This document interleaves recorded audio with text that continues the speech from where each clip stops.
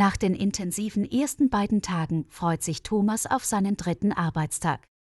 Er ahnt nicht, dass dieser Tag für ihn emotional und ethisch besonders anspruchsvoll wird. Wie immer kommt Thomas früh ins Krankenhaus. Er nimmt seine Kaffeetasse und liest die Krankenakten der Patienten. Frau Schmidt tritt in den Pausenraum ein. Guten Morgen, Thomas. Heute wirst du einen neuen Patienten übernehmen. Es ist ein komplexer Fall. Verstanden, Frau Schmidt? Ich bin darauf vorbereitet, antwortet Thomas.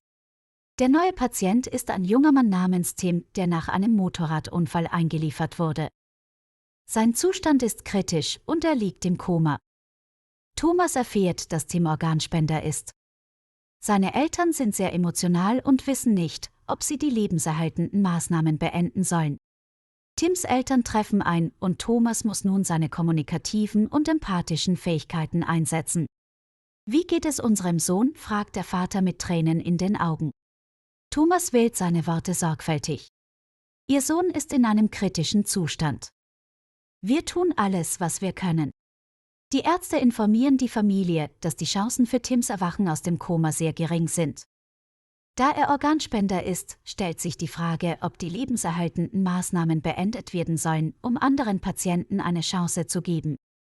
Thomas wird in die Diskussion einbezogen und fühlt die Schwere der Situation. Er berät sich mit Dr. Fischer und Lisa.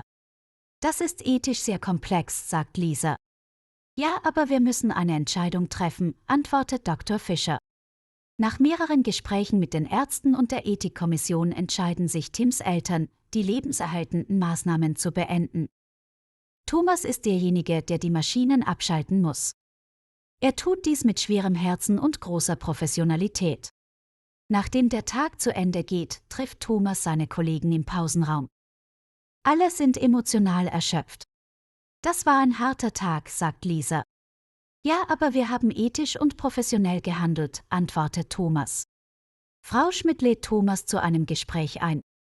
Du hast heute sehr professionell gehandelt, Thomas. Wie fühlst du dich? Ich bin erschöpft, Frau Schmidt, aber ich weiß, dass wir das Richtige getan haben, antwortet Thomas. Thomas fährt nach Hause und reflektiert den Tag. Obwohl es emotional und ethisch schwierig war, weiß er, dass solche Tage ein Teil des Berufs sind. Er schätzt die Wichtigkeit seiner Rolle in solch kritischen Situationen und bereitet sich innerlich auf die Herausforderungen des nächsten Tages vor.